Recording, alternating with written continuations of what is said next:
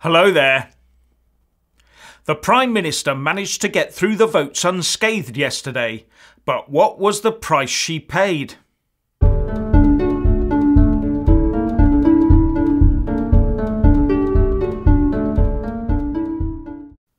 As the votes came in and the amendments to the EU Withdrawal Bill fell one by one, you could be forgiven for thinking that the Brexiteers must be over the moon with delight.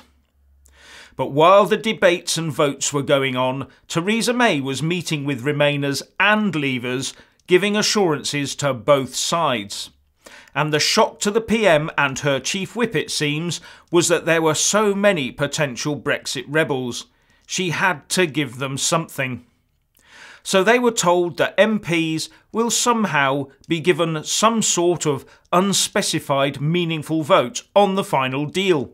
Trust me, she is reported to have said.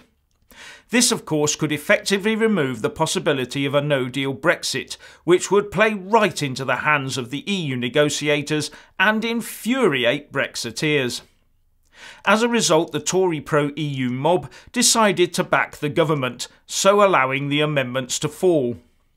But at the same time, the PM was also telling the Leavers that no red lines would be crossed and that the no-deal Brexit option would still be there as part of the negotiating tactics. The sweetener she gave to the pro-EU Tories is opaque and unspecified, so you can bet your bottom dollar that they have a completely different view of what they were offered to what the Brexiteers will have thought they were offered. And the Sun reports just that, saying, "The PM came through a crucial vote only after pro-EU Tories forced her to agree to boost Remainer MPs' power over negotiations with Brussels. But amid chaos last night, Leavers flatly denied Remainers' claims that Mrs May had allowed them to veto any no-deal walkaway." With what the Sun describes as a senior Brexiteer in the government telling the newspaper, "If Theresa has sold us out here, she is in real trouble. There is no way she can recover if she has effed us over."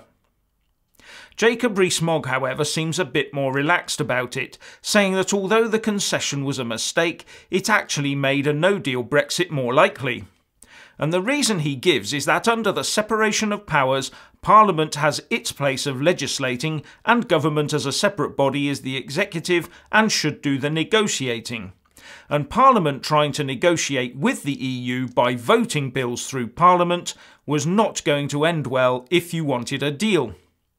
If we get into the position in November where there is not a deal that the House of Commons likes and it sets down motions for what the government must do, if it asks for things that the EU then doesn't give, it will take too long for the government to be able to go back to Parliament, back to the EU to get a deal, he said. At some stage, Theresa May is going to have to square this circle or possibly go to the country again. She cannot keep kicking this Tory party division can down the road, hoping it will somehow disappear forever into the long grass. As to voting, there were 12 divisions for the EU Withdrawal Bill, and there were only 2 Tory rebels. Ken Clarke voted against his own government 8 times, and Anna Soubry 4 times. And on the Labour side, from my counting, the rebels voting with the government were Frank Field 9 times, Kate Hoey 9 times, Graham Stringer 9, Ronnie Campbell 3, Joe Mann 3, and Dennis Skinner once. And now that the Remainers have lost one from their own side, in the form of SNP leader Ian Blackford being ordered from the chamber by the Speaker John Bercow for refusing to sit when ordered to during PMQs, the PM's job has been made a little bit easier on today's remaining votes. Now, halfway through the PMQ session, Mr Blackford had just finished his 2 allotted questions regarding what he saw as a lack of debating time yesterday on devolved powers coming back from the EU, but not getting the response he wanted from the PM, he invoked a little-used procedure to move that the House sit in private. This would require that all galleries be cleared, TV switched off, reporters and Hansard removed, etc. Now, this procedure was originally intended to ensure there were a minimum of 40 MPs available to vote, and it has already been identified as a target for reform. It can also, though, be used to delay adjournment of the House, or, as I suspect in this case, to air a grievance. However, there are other, better ways of doing this. The upshot was that Mr Blackford moved for the House to vote to sit in private, and Speaker Bercow consulted his experts and said there could be a vote at the end of PMQs, but not halfway through. But the SNP leader remained standing and refused to give way, so preventing PMQs from continuing. This left the Speaker no option but to remove him from the chamber for the rest of the day, and as he went, all the SNP MPs stood up, followed him out of the chamber. For me, this was just a childish, choreographed publicity stunt, but an entertaining lunchtime watch nonetheless. But I expect that ardent SNP supporters will be foaming at the mouth over it. Now, one report that might have slipped under your radar is that according to new research, IQs have been falling steadily for the past few decades. As the 20th century progressed, IQ scores had been steadily rising, something called the Flynn effect, after the intelligence researcher James Flynn.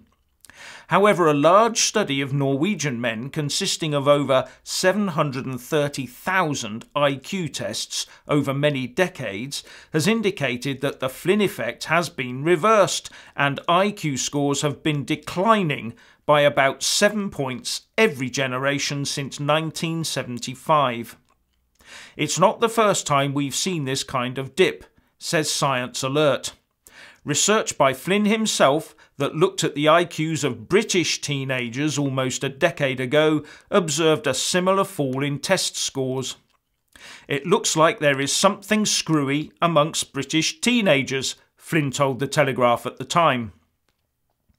Now tell me again about those thick old Leave voters and lowering the voting age to 16.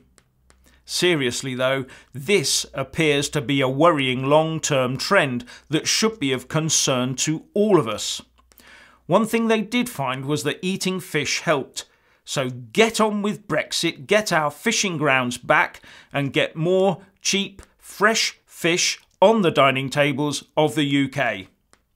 And finally, Brexit supporting Wetherspoons pub chain owner Tim Martin has decided to replace champagne with sparkling wines from the UK in the run-up to Brexit.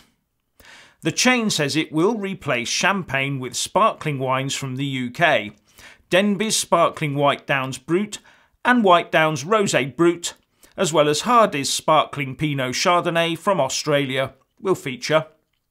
The pubs will also serve wheat beers from the UK and USA, Blue Moon Belgian White, Thornbridge Versa Weiss Beer, and SA Brains Atlantic White. I'll drink to that. So, please let us all know what you think by leaving a comment below. Thank you for watching.